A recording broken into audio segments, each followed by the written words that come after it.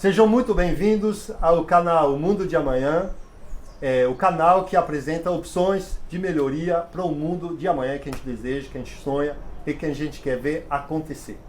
Estamos aqui hoje na Trindade, no sul do Rio de Janeiro, estado do Rio de Janeiro, numa comunidade caiçara, uma comunidade famosa por vários motivos, e estamos com o Robson Dias Posidônio.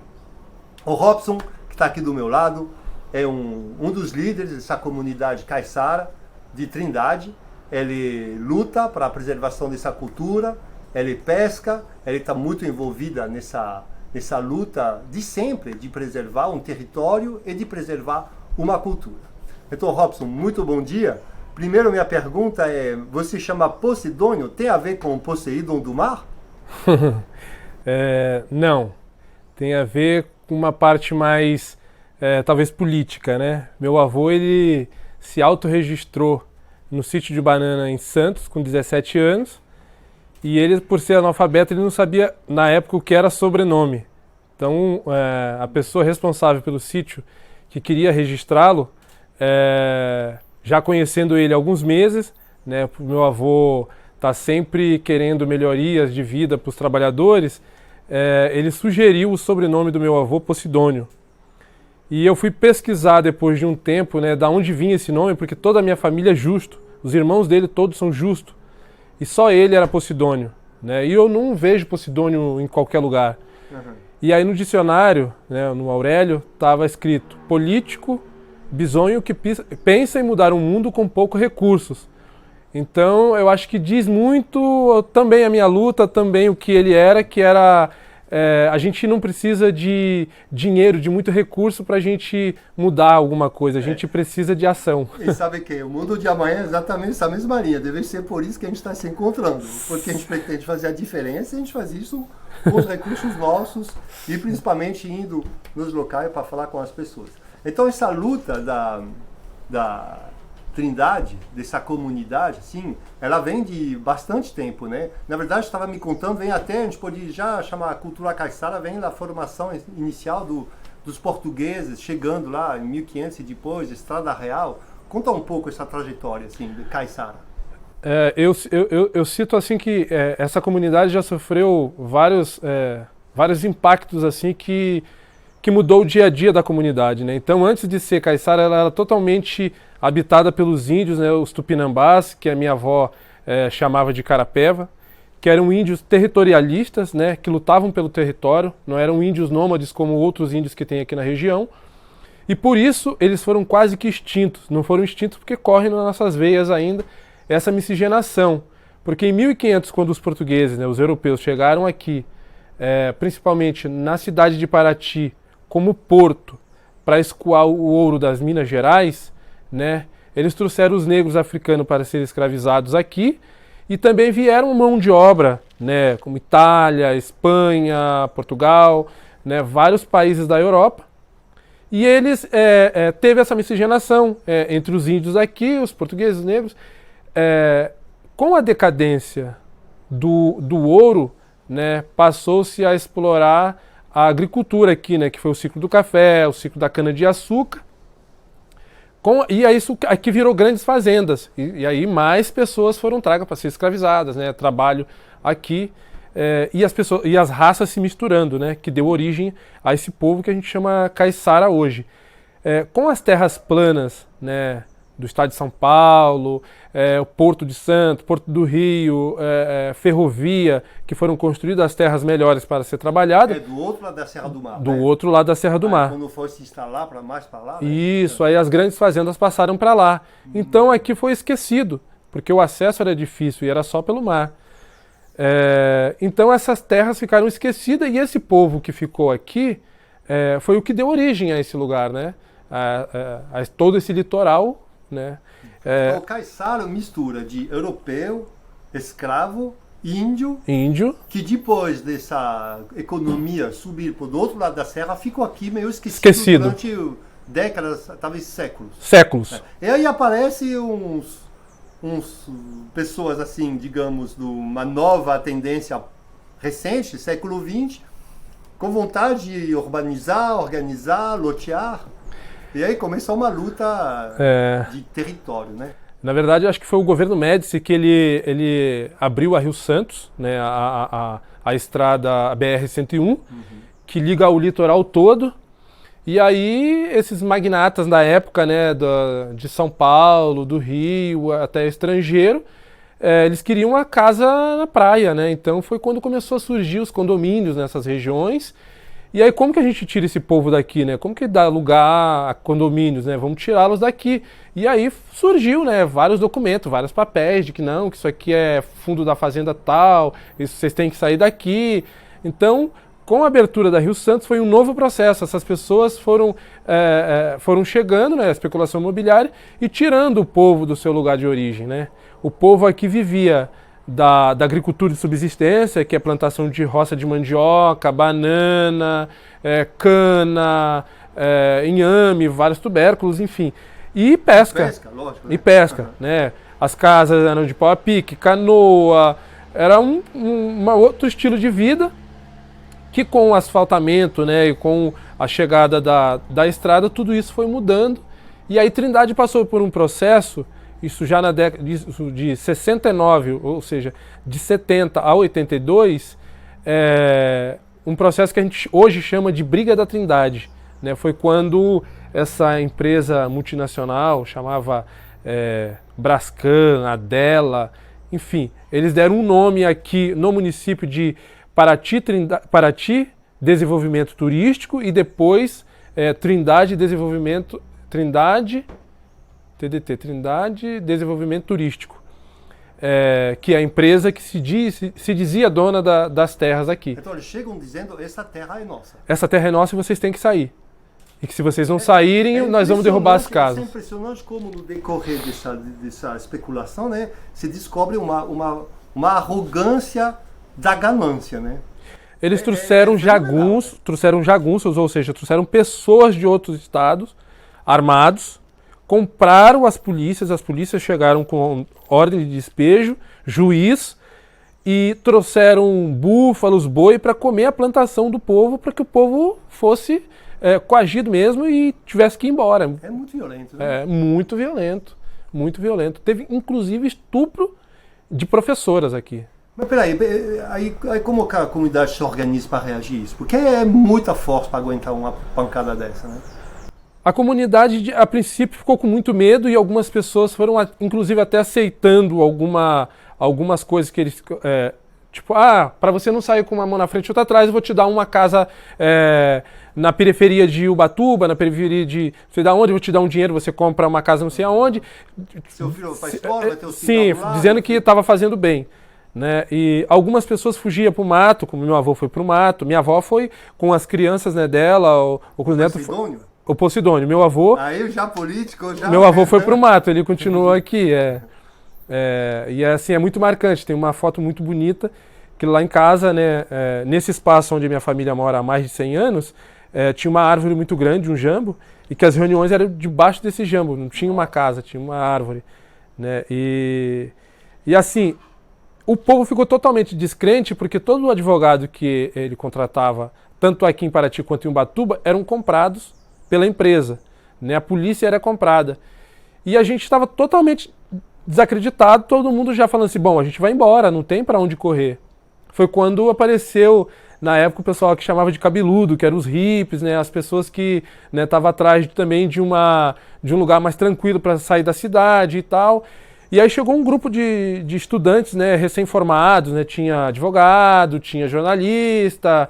Né, tinha uma galera que nem tinha uma formação assim, mas era o processo da ditadura também, então aquela galera que tinha ido pra rua fazer frente, né, à ditadura e tal, que estudante, né, e aí chegou uma galera assim muito ponta firme, muito assim, a gente até hoje assim agradece demais, né, essas pessoas que chegaram aqui e falaram assim, não, peraí, não desanima, né, não desanima, povo, vamos correr atrás, mas correr atrás da onde que a gente já está totalmente vendido?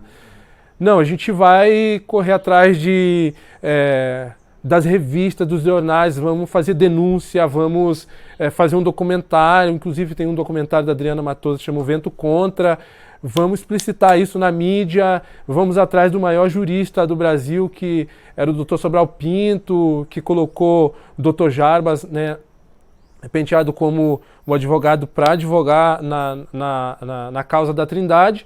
Foi quando a gente começou a ver uma luz no fim do túnel, né? Então o povo começou a... Inclusive algumas pessoas que já tinham saído, meu pai já estava trabalhando em Ubatuba numa rede lá, né? E aí um desses caras foi lá, falou assim, Norival, você tem que voltar, a gente já está numa nova fase, a gente vai conseguir, né? Meu pai veio, várias pessoas voltaram, e aí foi quando o povo começou a ir para a cidade, fazer passeata, né? E falar, não vamos sair daqui. Meu pai tinha na época um barzinho e só vendia cachaça. E aí um baiano que esculpia assim, né, ele colocou assim, Norival, se você sair daqui eles vão derrubar o barzinho, que era um barzinho de palha. Então vou colocar uma placa aqui para você, e fez uma placa, ou teimoso, né? E aí colocou a plaquinha, então esse barzinho não deixava de ter gente, os caras ficavam o tempo inteiro tomando cachaça para manter firme a posição. Não, mas tem uma hora que precisa de engajamento, né? Se vê uma hora que você sente que tem que precisar o povo. Isso é muito, acho que é um ensinamento muito forte, inclusive nos dias de hoje, que por outros motivos, talvez de outra maneira, volta a uma luta de território, de comunidade, de culturas regionais, comunitárias, né? E que você vê que para essa juventude a maneira de se sair é engajar. Sim. Porque se não engajar, um exemplo como esse não sai, né? E aí, como conseguiu desenrolar? Essa comunidade tem inclusive um diferencial, assim, principalmente na organização, é que essa época, apesar de ser muito dolorida, ela fortaleceu muito, né? Então, a gente conseguiu, né, com esse novo processo, essa galera ajudando, o povo falou assim, bom, já que nós temos chance, então vamos ficar. Então vinha a ordem de despejo para casa, derrubava a casa hoje, no outro dia tinha uma casa construída. Nossa. Porque os homens foram para o mato tirar madeira, as mulheradas ficava dentro de uma casa, então a casa era levantada da noite para o dia, barreada, no outro dia tinha uma casa e tinha uma família lá dentro. Né? E a resistência foi nesse modelo. Então todo mundo se ajudando, né? E uma parte da galera indo para São Paulo fazer show junto com alguns artistas que estavam ajudando para pagar custas do processo, outros líderes, né, que ficavam numa frente fazendo uma outra... uma mobilização forte. Uma outra parte de uma galera jovem que estava com o machado nas costas, e quando entrava a polícia junto com essa galera que vinha da ordem de despejo, cortava todas as pontes no machado e assim, não teve uma morte, mas também teve resistência forte. E aí até hoje os jovens, né, se espelham muito nessa coisa do, né, de assim, não, esse território é nosso, esse espaço é nosso, e a gente até hoje faz essa frente. A gente não teve a Trindade total de volta, né? A gente teve vários acordos, porque quando essa empresa viu que o processo deles era desfavorável para eles, começaram a propor acordo. Bom, já que tá assim, também nesse período passou de dono para dono, e aí proporam, acho que 4 acordos. Os 3 primeiros a comunidade não aceitou. Aceitou o último acordo, que na verdade poderia não ser o último, porque os mais velhos, né, como meu avô e um pessoal mais velho, estava muito cansado durante 10 anos brigando, eles não podiam fazer roça, eles não podiam ter sossego, os homens não podiam sair para pescar, né, tava aquela coisa muito de, poxa, quando que a gente vai ter a nossa vida de volta? Aí falou assim, bom, criança, vamos aceitar esse acordo, que era o direito de uma área de moradia na vila, né, que foi dividida em 3 ocasiões. Quem era jovem, né, tinha 650 metros quadrados, quem era casado, mas não tinha filho, ou tinha filho, mas não era casado, tinha 1.300 metros, e quem era casado, que era mais senhor, tinha 1.950 metros quadrados de terra para moradia. Uma área de terra para plantio, que era 15.000 metros, e uma área para colocar a canoa, que era a praia do rancho, lá para colocar os ranchos. Então dividiu assim e falou assim, bom, a gente tem o que a gente gostaria, que é a área para plantar, a área para morar e a área para pescar, né? Só que o pessoal teve isso assim porque estava cansado, queria, né, sair Então, nesse imbróglio. No fim, teve que fazer uma concessão. Mas tão melhor do que simplesmente mudou embora e aí virar um loteamento, torre, condomínio de luxo. As terras da companhia? É. As terras da companhia, eles tinham intenção de um grande condomínio. Né? Mas Deus aí, a natureza é muito forte e nos ajudou. Também nessa época foi criado 2 unidades de conservação. Né? Em 71 foi criado o Parque Nacional Serra da Bocaina, com a intenção também de frear a especulação imobiliária. Vem lá da Dutra e chega até o mar. Sim, uma fachada grande, né? Uma fachada grande. Ele foi criado em 71, modificado em 72, inclusive por conta de que ele era maior. Então ele pegava a área do condomínio. E aí ele recuou, ele pegou uma parte menor. O parque ele tem alguns conflitos com a comunidade porque é uma unidade de conservação de proteção integral. Então não pode ter caça, não pode ter roça, não pode ter nenhum tipo de extração. E essa comunidade é uma comunidade extrativista, né? Ela pesca, ela caça ou caçava mais, né? Ela vive da terra, ela vive da natureza, assim como a natureza foi construída, né? Um ciclo. Ela fazia parte de um ciclo. Então isso é interessante, significa que a unidade de conservação, por um lado, ela ajudou a preservar, a criar as regras, área de proteção permanente, etc. Perfeito. E ao mesmo tempo, ela limita um pouco o desenvolvimento da comunidade não fazer o que ela sempre fez. Né? Exatamente. Então é um pouco delicado. Ajudou também. Ajudou também, sim. Limitou a especulação. E aí, isso foi em 71, modificado em 72. Em 83 foi criado uma outra unidade de conservação, que é exatamente aqui onde nós estamos, que é a APA, Área de Proteção Ambiental de Cairuçu, que o objetivo específico era cuidar da natureza e também dos caiçaras. Lá a criação foi para preservar a natureza e essa população caiçara.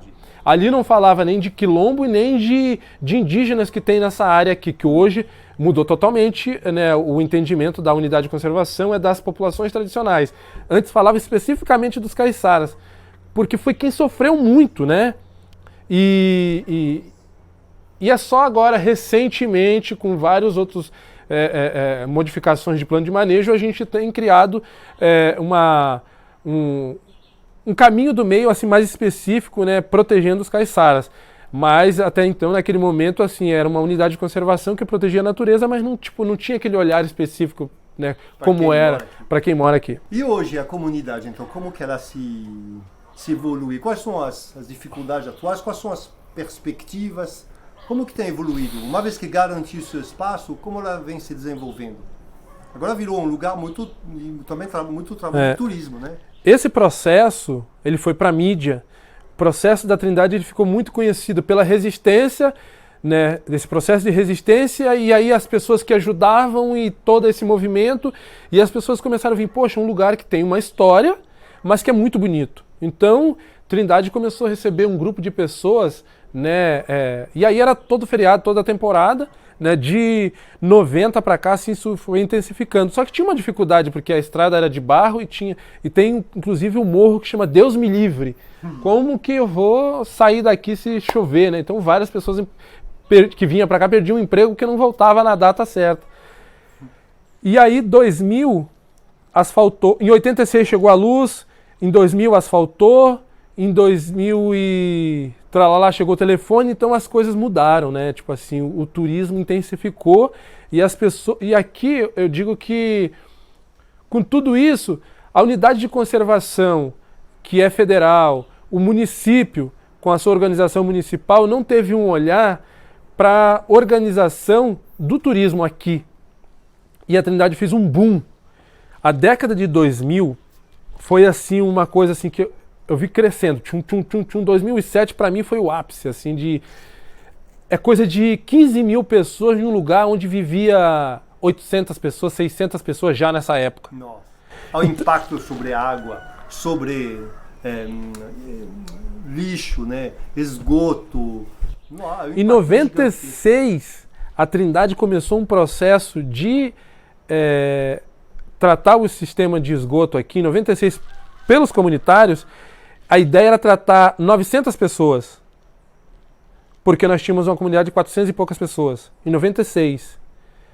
Agora nós estamos com 1.000 e poucas pessoas. Esse processo teria que ser muito mais do que triplicado, porque a gente recebe um número de pessoas de até, sei lá, 10 mil pessoas, né, numa temporada, por dia. Incrível. É muito grande, é muito grande. Agora, traz renda, traz oportunidade, traz emprego, mas traz impacto. Como que convive com esses dois lados?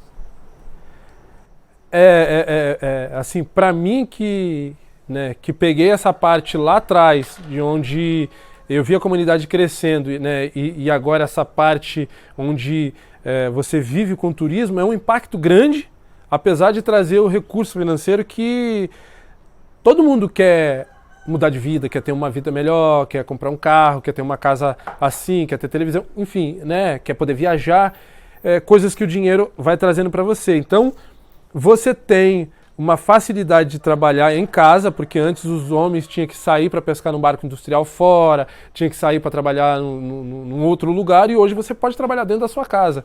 Né? Então, tem umas facilidades, mas ao mesmo tempo tem essas dificuldades que você não tem autonomia na sua vida hoje. Você vive para o turismo. Então, quem manda na sua vida é o turista. Né? Você tem que estar apto para receber ele 24 horas, 366 dias por ano, sabe? A pessoa tem que bater na sua porta e você tem que estar disponível, porque você tem um estacionamento, porque você tem um bar, porque você tem uma pousada, então as pessoas não querem saber.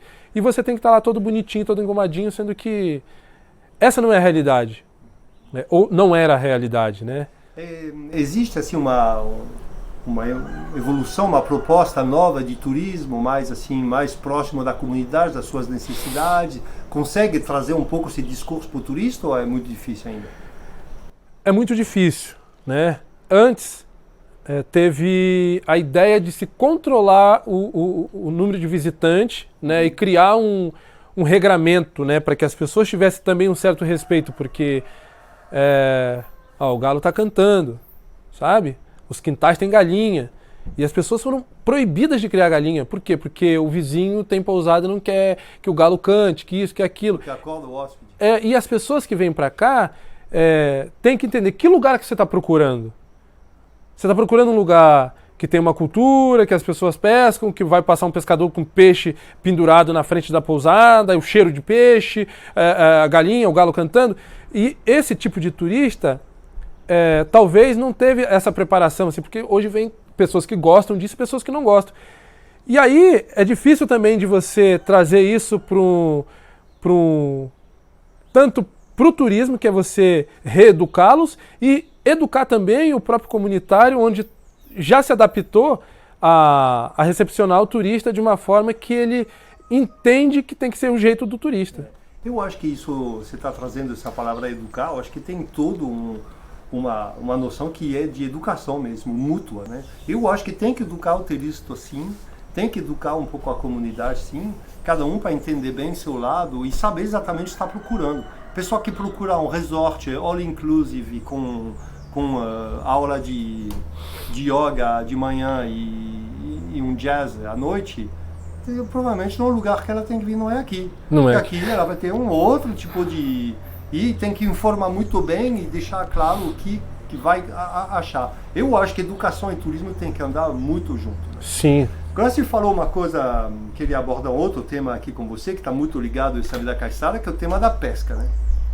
Porque quando a gente fala do mundo de amanhã, e principalmente quando a gente fala da situação da pesca no mundo hoje, o que eu vi, o que me informei, é que realmente tem não estou falando aqui especificamente, mundialmente, uma pressão muito grande sobre as reservas de peixe, e que isso traz a possibilidade de faltar tempo de renovação, etc.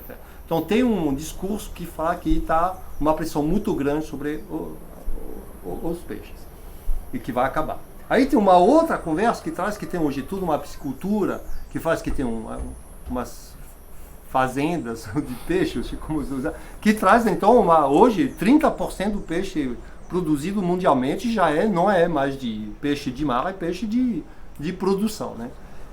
E que a tendência aumenta isso, talvez consiga preservar essa população de peixe que foi organizada. Então aqui, isso são grandes um grande cenário. Aqui, na realidade, para quem vive de pesca aqui na Trindade, quem trabalha com isso, com o seu caso e seus colegas aqui, como era seu caso do seu pai, do seu avô, qual que é a realidade de vocês na pesca aqui hoje na Trindade? É muito importante isso, essa é a pauta maior da minha luta hoje, né? Como que a gente olha para a pesca. A pesca no Brasil ela nunca foi olhada de uma forma de se organizar. É um recurso que alimenta muitas pessoas, né? A pesca. No entanto, não tem um olhar para isso com carinho. A diminuição do pescado é tão forte que tem espécies de peixe que eu, me considero ainda novo, com 41 anos, eu via até os meus 25 anos que agora, quando eu pego um peixe desse, é assim, nossa, um peixe, um tal peixe, sabe? Muito raro, tá ficando raro algumas qualidades de peixe. Agora, nesse mês, era para estar numa safra, porque o peixe aqui é sazonal, então cada mês tem uma espécie de peixe. Esse ano foi fraco para a tainha, né?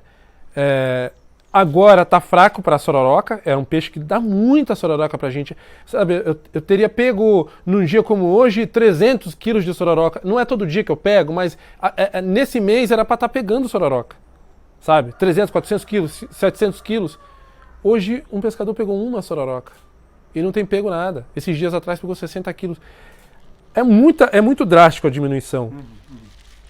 E ao mesmo tempo, a industrialização da pesca cada dia é maior. Sabe? Então, como é que a gente quer ter peixe se a gente... E aí eu não digo só industrialização da pesca, porque os grandes empreendimentos como pré-sal modificou muito o peixe. Lula, principalmente, praticamente depois do batimento sísmico, depois da perfuração do pré-sal, ela diminuiu drasticamente. E você pode fazer, pelo menos nesse pedaço aqui, o estado do Rio de Janeiro, até o norte do Rio de Janeiro, Arraial do Cabo, que é um lugar que dá muita lula, você pode fazer a mesma pergunta. Tem lula? E você vai ver que os últimos 10 anos, a diferença... Isso não tem nada a ver com a industrialização da pesca. Não tem nada a ver com a industrialização da pesca. O pré-sal, né? Então, a sobrepesca... Ninguém sabe disso. Ninguém sabe disso. A sobrepesca ela está muito grande. Antes o barco era o barco industrial, que meu pai chegou a pescar. Era um barco com 17, 18 homens, manual. Você tinha que puxar a rede. A rede tinha até 400 braças, com um braço aberto assim, ou 300 braças. E era uma rede muito pesada, você tinha que puxar no braço do homem. Hoje a rede tem 1.000 braças, 1.200 braças. O barco antes era a capacidade de 35 toneladas, hoje é 200 toneladas, sabe? Com autônomo, um barco. E com rede de 1.000 braçadas. 1.000 braças. Antes o barco tinha 30 braços de altura, a rede hoje tem 150 metros, 150 braços de altura. Então a capacidade tem o sonar. Antes era sonda, você tinha que passar por cima do cardume, ou o conhecimento do proeiro, que é quem acha a pesca, né? Só achava a pesca em noite escura, ou seja, noite de lua nova. Lua cheia era a época que meu pai estava em casa, era a época que eu via o meu pai, que era a época de lua, não podia pescar. Então você tinha um tempo de você respeitar o tempo do peixe. Hoje não tem lua, não tem vento, não tem posição. O sonar em um raio de 15 km ele detecta qualquer cardume. Se tiver 3 cardumes, ele pega os 3 cardumes. Ele não respeita mais a natureza. O peixe não tem mais chance, não. O peixe não tem mais chance. Então eu considero que hoje estamos matando as galinhas. Quem cria galinha sabe, você pode até renovar as suas galinhas, sabe? Que a galinha vai deixando de botar mais. Mas se você acaba com suas galinhas, você não tem mais ovo. Se você acaba com seus cardumes mãe, você não tem mais cardumes, sabe? E hoje nós temos aqui o defeso da sardinha e o defeso do camarão. Respeita só o ciclo do peixe ali, mas não tem regra de captura como, olha, você tem um barco de 200 toneladas, você só pode pescar 200 toneladas. Tipo, um ordenamento, não tem, tem um nome que se dá de cotas, sabe? Não criou cota. E o peixe é pescado de uma forma assim, ó, o mercado está comprando sardinha. Agora não tem mais para onde vender porque as pessoas não estão comprando mais. Beleza. Vamos continuar matando, antes era R$2, agora nós vamos vender a 50 centavos, que é para fazer farinha, que é para fazer ração de gato, para fazer a ração inclusive de porco para outros países, para o próprio país, fazer adubo. O peixe não é pescado só para comer, gente. O peixe é pescado para dar comida para outros animais. Para quê? Para ganhar dinheiro. Então, e esse vem intensificando recentemente, essa mudança, ou vem vindo de 20, 10 anos para cá? Porque internacionalmente já tem uns acordos para limitar, justamente respeitar cotas. Isso não está em vigor aqui, não? Aqui não está em vigor. Desde 2009 a gente tenta trabalhar isso, mas é difícil. E aí eu falo que alguns movimentos, e isso vem muito forte dos pescadores artesanais do Brasil, né? Confrem vem lutando isso, que é a organização das unidades de conservação, chama Reserva Extrativista Marinha, né? Os pescadores artesanais de várias regiões estão lutando para criar áreas protegidas, onde você protege não só o pescado, mas o pescador, com a atividade artesanal que ele exercita. Então, hoje, para um pescador assim artesanal sobreviver, é muito difícil. O pescador artesanal hoje só sobrevive porque ele não se alimenta só do peixe. É uma alimentação espiritual, é uma alimentação mais de crença, sabe? Não é uma alimentação só de peixe. Assim, é uma resistência. Quem pesca hoje, artesanalmente, como eu, às vezes a conta não fecha. A conta não fecha. Você faz por crença, por gosto, pela cultura. Pela cultura, é uma coisa pelo trabalho. Enfim. Às vezes que é pesado, né? Às vezes você não entende o porquê que você acorda às 5 horas da manhã, vai para o mar, pesca o dia inteiro. É lógico que você traz um peixe de qualidade para casa, traz o que você acredita. Hoje eu tenho uma outra visão, assim, eu não vendo o melhor peixe, se eu tenho excesso eu vendo, né? Eu distribuo peixe com a minha família, eu faço algumas trocas e alguma coisa, né, eu vendo. Mas aí eu vejo que o que eu ganho não é o ganho que corresponde ao turismo. O sabe? turismo dá muito mais. O turismo dá muito mais. E eu fico vendo, nossa, mas como é que eu estou aqui, né, pescando, sendo que o turismo dá mais? É porque é uma coisa mesmo que vem de lá, que mexe. Às vezes eu falo, bom, eu não vou investir mais, eu vou pescar com a rede que eu tenho, né? No entanto, esse mês mesmo, né, eu tô com uma madeira no mato para esculpir 2 canoas que já tá no chão, acabei de comprar outra canoa, acabei de comprar mais outras redes, e aí a conta não paga, vou ter que tirar de outro lugar. Entendi. Por amor. Tem jovens que se interessam por pescar, por manter essa tradição de pescar tradicional ou difícil? Tem, e eu tô aqui em Trindade muito feliz exatamente por isso, porque os jovens daqui, eles estão desabrochando nessa linha da pesca que eu boto uma fé, sabe? Eu luto para isso, né?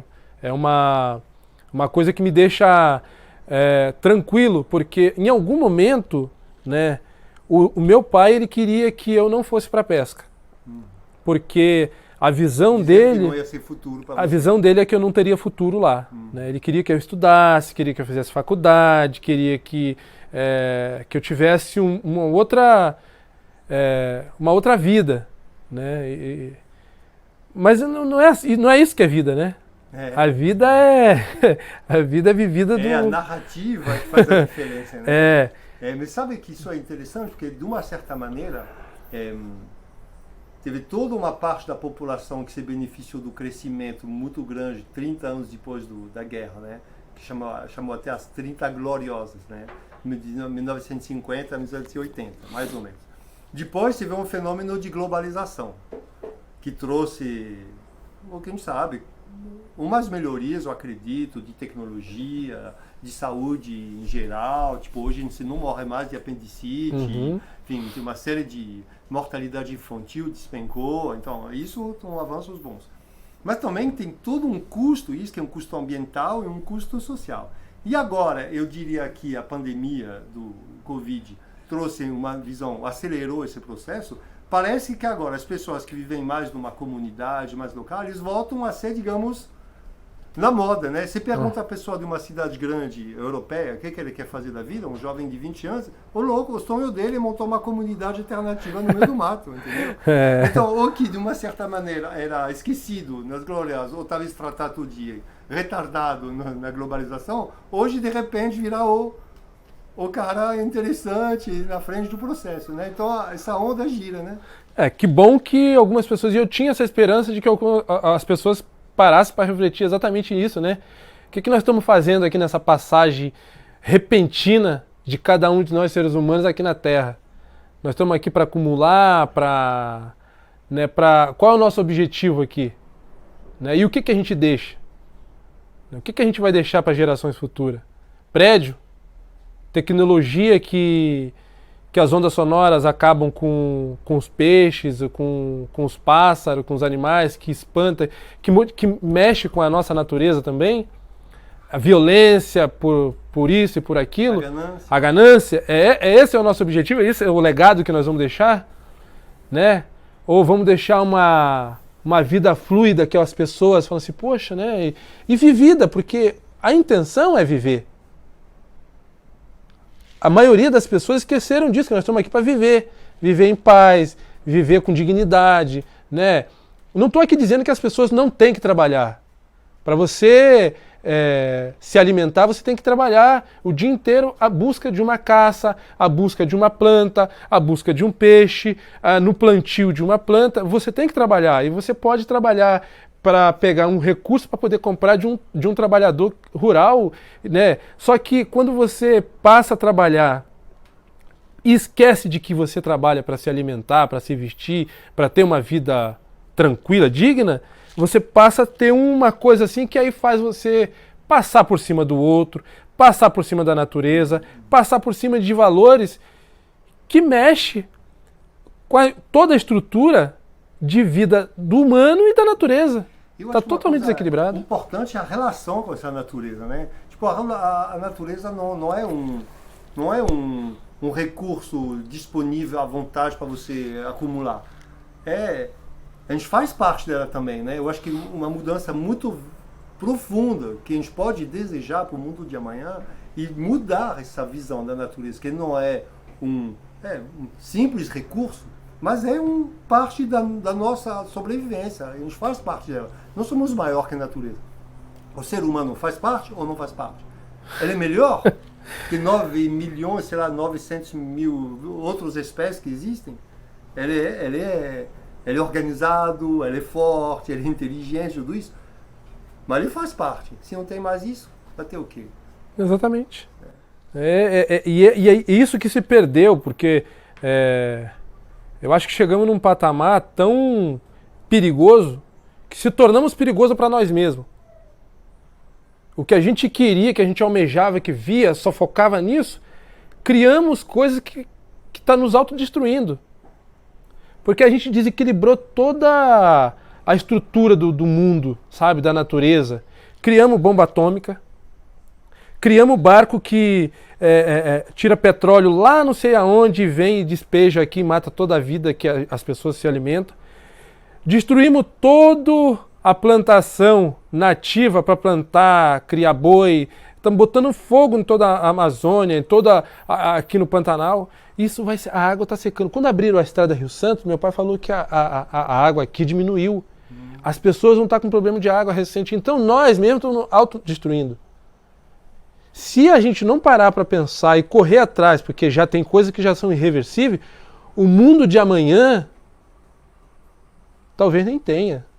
Porque se a gente não correr atrás do prejuízo, né, de rever os valores, né, para mim, assim, eu não consigo enxergar, né, continuar nessa linha, sabe, sem modificação no nosso... E aí eu fico vendo que a modificação não é só quem está lá na base, é quem está consumindo lá. O que nós estamos consumindo? Para onde que nós estamos indo? O que nós estamos fazendo? Eu acredito muito nessa linha do que eu chamo de narrativa. Sabe, qual que é a narrativa do mundo que a gente deseja? Porque se sua narrativa é comprar um carro, tem um monte de produto eletrônico, se sua narrativa é de comer um monte de produto industrializado, se isso é o que está sendo vinculado como a coisa certa, então é isso que acontece. Se começar a mudar a narrativa, mostrar, explicar, educar, principalmente, e dizer que uma vida mais simples, mais local, circuito curto, consumo menor, que o aumento do consumo não é um fim em si. Claro que uma pessoa que hoje quer uma geladeira na sua casa tem direito a uma geladeira. Uma geladeira que vai aguentar 15 anos, não uma geladeira de obsolescência programada, né? Que é feito para quebrar logo para o cara comprar outra geladeira. Isso tem umas coisas que para mim são divisor de água de conceito. Sim. Obsolescência, fala assim, obsolescência programada, para mim isso é um sinal de distúrbio fundamental do sistema. Loucura. Depredar, pegar, acumular e o mais rápido jogar fora para comprar outro. Porque tem uma pecinha que acabou, tem que comprar inteiro. Exatamente isso. Ô pessoal, chegou 100 mil quilômetros, você tem que vender o carro. Peraí, um carro ele deve aguentar 500 mil quilômetros. Exatamente. O certo é levar seu carro até o fim do fim. Ah, não, todo ano quero um carro novo. Que narrativa é essa? O carro não é para aparecer, o carro é para andar só, para ir para lá, para cá. E a gente não entende que isso, o sistema está fazendo com que a gente cada vez coloque isso como essencial para a nossa vida. Né? Poxa, o celular o 1, 2, o 3, o 4, saiu o 10. O celular 10 agora, da marca X, tem que comprar aquele porque esse já não funciona igual aquele. Antigamente o celular era para falar, hoje tem um monte de coisas ali, aí você quer isso, quer aquilo, quer isso, quer aquilo. E aí você joga fora isso, é lixo, é mais coisa que você tem que tirar da natureza. E você entra dentro de um mundo... E a conta não fecha. A conta não fecha. O que me chama a atenção aqui nessa comunidade em Trindade é essa história que a gente percorre agora, do começo lá da Trilha do Ouro até agora, essa obsolescência programada. Porque localmente me parece emblemático de tudo que acontece em grande escala. Tipo, uma dinâmica de ocupação natural do solo com os caiçaras, historicamente. De repente, a arrogância da ganância que traz um pessoal que fala, não, você tem que sair, uma luta para ficar, e trazer uma nova dinâmica, um novo conceito para o mundo de amanhã. Então eu acho que essa trajetória que você descreveu muito bem, né? Eu acho que ela nos ajuda a mostrar que, primeiro, é possível redirecionar, e dois, é preciso lutar, né? É só na luta que se faz, né? Você falou do seu avô, seu pai, vocês estão na luta para isso acontecer, né? Exatamente. E eu não poderia deixar de falar, né, do nosso objetivo quanto à educação, que aí é para o mundo de amanhã também, que esse é o pensamento dessa comunidade, é que a nossa relação é com a natureza, seja, né, o extrativismo vegetal, quanto a roça, a pesca. Esse é o nosso modelo de vida, e o que a gente pode fazer para amanhã, para esses jovens, né, pensarem também como esse projeto, como ele se coloca no mundo, né? Bom, nós precisamos mostrar a nossa essência. E aí foi o caminho da educação diferenciada, a Escola do Mar. A Escola do Mar é um espaço onde o aluno tem a possibilidade de vivenciar o dia a dia do plantio. E aí, com o plantio, o que você leva em consideração? O que você respeita? Como que você faz a roça tradicional? A pesca, o que você leva em consideração? O que você respeita? O que você usa de recurso? Como que você se coloca, né? E o dia a dia, então, é um espaço, a Escola do Mar, né, que é uma casa de farinha, onde tem oficinas de canoa, de remo, de rede, de plantio, seja de roça, de ervas medicinais. Isso faz com que vários jovens passem a ter um interesse maior pela sua cultura. E a nossa esperança é que amanhã ele se projete de uma maneira diferente. Bom, eu tenho que respeitar a natureza porque é ela que me traz o pão de cada dia, né? Essa é a minha cultura, essa é a minha tradição, né? E é assim que eu vejo a vida. Eu posso viajar, conhecer outros lugares, outras culturas, mas minha base, minha cultura, meu espaço, meu território é aqui. Exatamente. Eu acho que essa capacidade de fixar os jovens no seu território, na sua cultura, eu acho que isso é uma dinâmica muito, muito positiva. Queria te parabenizar, Robson, pelo trabalho, pela liderança que você exerce aqui nessa comunidade, te agradecer por acolher a gente na tua casa, né, para fazer essa conversa, esse bate-papo. Então, o Mundo de Amanhã continua com mais entrevistas e conversas sobre o mundo de amanhã. Hoje foi comunidade, ação comunitária e pesca, mas vamos falar também de economia de amanhã, trabalho de amanhã, educação de amanhã principalmente, como a gente acabou de falar com o Robson. Muito obrigado, Robson, é um prazer estar aqui, muito obrigado pelo seu tempo e seu trabalho.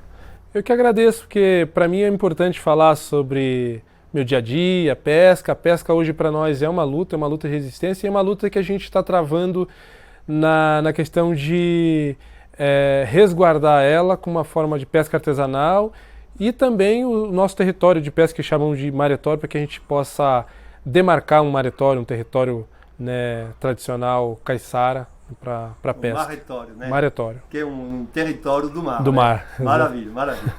Então, Mundo de Amanhã com vocês, teremos mais logo. Vocês sabem que a gente procura sempre acertar para a Lua e que, no mínimo, se não acertar, a gente fica no meio das estrelas. Muito obrigado e a gente se vê em breve. Valeu!